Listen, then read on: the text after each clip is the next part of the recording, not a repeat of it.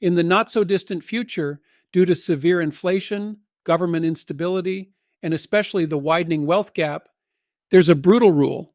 Anyone who wins the lottery can be legally killed by the people of their city before sunset to take the prize. However, no one is allowed to use guns or firearms. Los Angeles 2030. A person who recently won the lottery is desperately fleeing because the townspeople have the legal right to kill him before sunset and claim the prize. This person is quite clever and can fend off most people, but he makes a fatal mistake.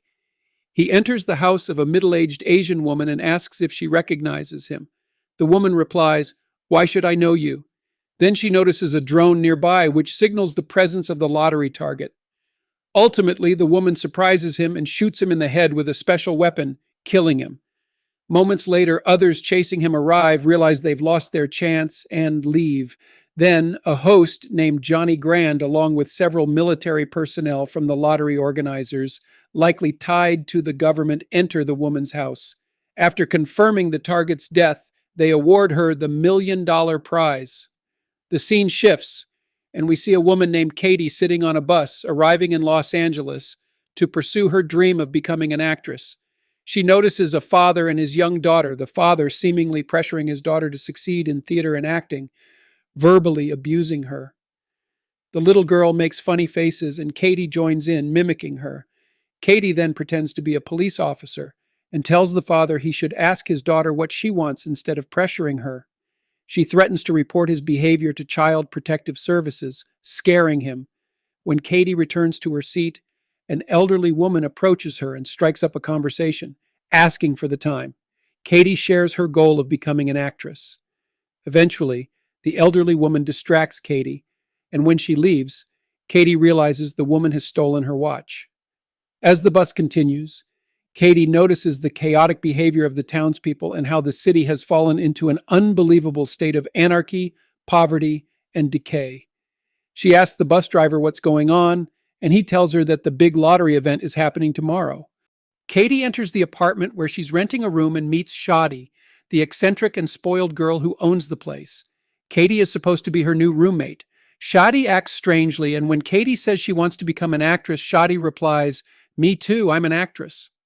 Then Shadi's obnoxious boyfriend shows up and awkwardly tries to chat with Katie. A scene cuts to an ad featuring a bodyguard named Noel. He says, "If you win the lottery and people want you dead, call me. I'll protect you." There's only a few hours left until the new lottery round starts. When Katie wakes up, something spills on her face. She smells it and realizes it reeks. It's even all over her clothes. She discovers it's sewage leaking from the upstairs toilet. She calls Shadi to complain that her clothes are ruined, but Shadi says it's not her fault and blames the upstairs neighbor for not fixing their toilet. Katie then heads to the place where she's supposed to audition. The receptionist tells her the in-person fee is $400, which seems like a scam, but everyone who enters has to pay. During her audition, she improvises a monologue, and suddenly, an electronic kit rings in her pocket, which appears to be a lottery ticket, reveals that Katie is the winner. It turns out Katie had entered the lottery earlier. The person conducting the audition tells her to touch her toes to see how flexible she is, but Katie feels uncomfortable and demands her money back. As she heads back, everyone pulls out their electronic tickets and sees Katie's face as the winner displayed on them. They immediately attack Katie, who still doesn't understand why people are after her, thinking they are just jealous. She runs away and ends up in a karate class. The students quickly identify her through their tickets and engage in a fight. Interestingly, Katie seems to be incredibly lucky, avoiding every attack, and the attackers end up hurting themselves instead. Katie gets thrown through a fake wall into the neighboring room, which turns out to be a women's yoga class. The women also recognize her and start attacking, but once again they end up injuring themselves more than Katie. The karate instructor grabs Katie and is about to choke her, but Noel arrives, defends her, and saves her just in time. Noel tells Katie, "I'll save your life 5 times for free, but after that you'll need to sign a contract and give me 10% of your total assets, which is $3.6 billion. Katie, desperate and exhausted by the situation, immediately signs with her fingerprint to have Noel rescue her. Noel handles the situation in an incredibly cool manner, even using a belt to take down everyone stylishly. Katie pulls out a strange gun from Noel's pocket, and Noel explains that it's designed with a chemical blend from bee venom, causing temporary paralysis. It's a great defensive tool because it doesn't cause serious harm. Suddenly, they hear the drone alarm, and Noel says they need to run because the drone will send Katie's GPS location and photo to all participants. They jump into a car and escape while people try to attack them with melee weapons. The scene shifts to show that Katie's GPS location and face have been sent to all participants who quickly gear up to hunt her down. As Noel drives, Katie asks, "How can I quit? I don't want to risk my life anymore." Noel responds, "You have to leave the city. It's the only way to survive." He agrees to help her escape, but he says in this situation, "I don't want to share. I just want to help you." Then a group of bikers armed with melee weapons starts chasing them. They accidentally enter a garage, leading to a comical fight scene. Katie, still skeptical of Noel's intentions, says, "How can you just want to save me out of goodwill when you could easily kill me and take all the money? Why settle for just 10%? Noel replies, "Don't provoke me, but my intentions are truly good." As they try to escape, the bikers throw their weapons at the car, but Noel, with his strength and experience, manages to fend them off and protect Katie. He believes in not killing anyone. When someone jumped into their car, Noel hands the wheel to Katie and says, "Give me the helmet so I can throw her out without hurting her." They manage to deal with all the attackers, and when they get out of the car, they encounter two police officers. To Katie's surprise, the cops are also after the prize and want to kill her. Noel fights with the cops while Katie escapes. Out on the streets, she realizes everyone is after her and she hears the drone siren. She rushes into the Fameland Film Museum and pleads with the guard to let her in. The guard, seemingly kind-hearted and not a participant in the contest, agrees. Meanwhile, Shadi calls Katie and says, "I feel sorry for you because now everyone trying to kill you. Take care of yourself." Then she asks, "Where are you?" Though Katie lies, Shadi figures out her location from the GPS and realizes she's close by. She tells her boyfriend, "Let's go kill her." Despite the guard's objections, since he caught them misbehaving there before, Shadi kicks the guard unconscious and they enter the museum. They quickly find Katie and chase her, trying to kill her. Katie defends herself using the museum's doll heads and eventually escapes, locking them inside using a remote key she finds on the guard's clothes. Katie smartly gets away but runs into a crowd from a bus who quickly recognize her. Just as she's about to flee, Noel appears in a police car, rescues her, and they escape once again.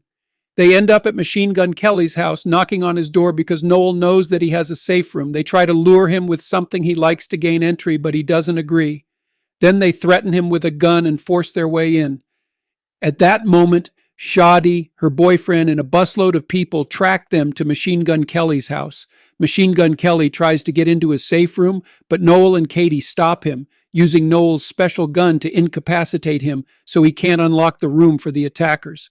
They close the door and watch the people outside through the security cameras. Taking advantage of the situation, Noel introduces himself as being from Massachusetts and a member of the Hufflepuff group. Katie says, "I want to trust you, but remembering how my dad did anything for money, it's hard to believe your only goal is to save me." Noel replies, "I have two rules: save lives and make enough money to protect people in the best way possible." Through the camera, Katie spots Shadi and her boyfriend. Shadi starts hitting Machine Gun Kelly to wake him up.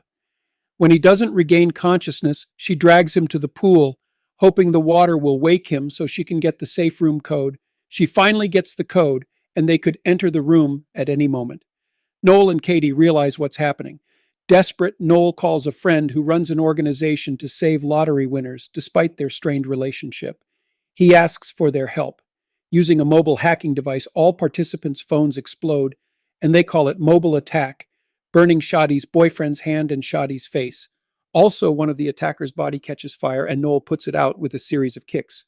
Lewis's team arrives, and the head of the security team tells Katie only she is allowed to come in, but Katie insists, "If Noel doesn't come, neither do I." Ultimately, they both get in and head to Lewis's organization. Upon arrival, Lewis warmly welcomes Katie, saying, "Welcome to LPA." He gives her a company-issued iPhone, apologizing for the previous phone explosion. Lewis then unveils his advanced technology, showcasing tiny grenade-like devices as small as pens hidden in his coat. He explains the organization's mission, stating, "We meticulously protect all our clients." He shows them a wall with engraved faces of previous winners who survived the contests and says, "Soon your picture will be up there too if you enter a contract with me." Lewis outlines the contract terms, stating that they take 30% as a protection fee. Katie counters, insisting that Noel should also get a share, saying, "I want to give him 30% as well because he saved my life before I met you." To Noel's surprise, Louis agrees. Later, when Katie asks about Noel's past, he reveals, "I used to be a mercenary, fighting bad people for money and doing terrible things to them. That's how I met Lewis. But one day I did my own research and realized the people we were paid to hurt weren't as bad as we thought. So when the contest started, I decided to switch to protection work and use the money to help the families of those I had previously harmed." Katie then shares her story, explaining how her father forced her to work from the age of 8. When she turned 18, she told him she wanted control over her own money and time. Her father agreed, but the next day he left, taking all their money and leaving her and her mother in a tough spot. Lewis's assistant introduces a device that allows them to change their faces using a pre-designed mask. Katie chooses the face of a middle-aged Chinese man, which turns out to be quite amusing. Louis then outlines their plan to transport Katie. 3 self-driving escort cars will move first to mislead the participants, making them follow those cars, while Katie and the team will take a different route to a place called the Safe Castle. However, Noel, distrustful of his friend's actions, tells Katie he thinks Lewis ultimately kills his clients and can't be trusted. He says, "I think we're walking into a trap." They decide to escape using a clever trick.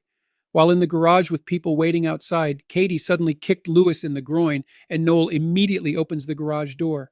The people rush in, creating a distraction for their escape. Louis orders his men to capture them. In the chaos, Noel tells Katie, "I'll buy you some time. Go activate the self-driving cars to mislead them and then escape in one of the cars." But Noel gets caught by Lewis's forces. Katie escapes in a car, but before she can leave the city, her phone rings.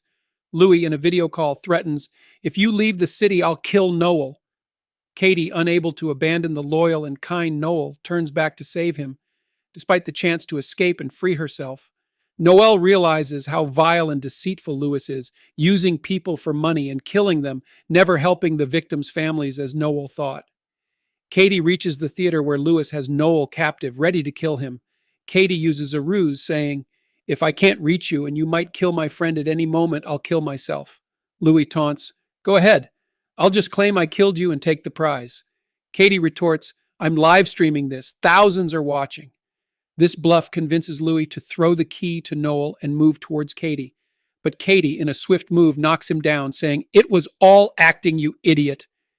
The city watches the live stream and everyone rushes to the theater. In the ensuing chaos, everyone, including Shadi and the abusive father from the beginning, attacks Katie, trying to kill her in the final moments. Noel, still tied to a chair, fights off attackers using the chair, then cleverly frees himself with the key at his feet. He then quickly reached Lewis, beating him thoroughly. Katie, trying to escape the murderous crowd, climbs a rocket prop to stay out of reach.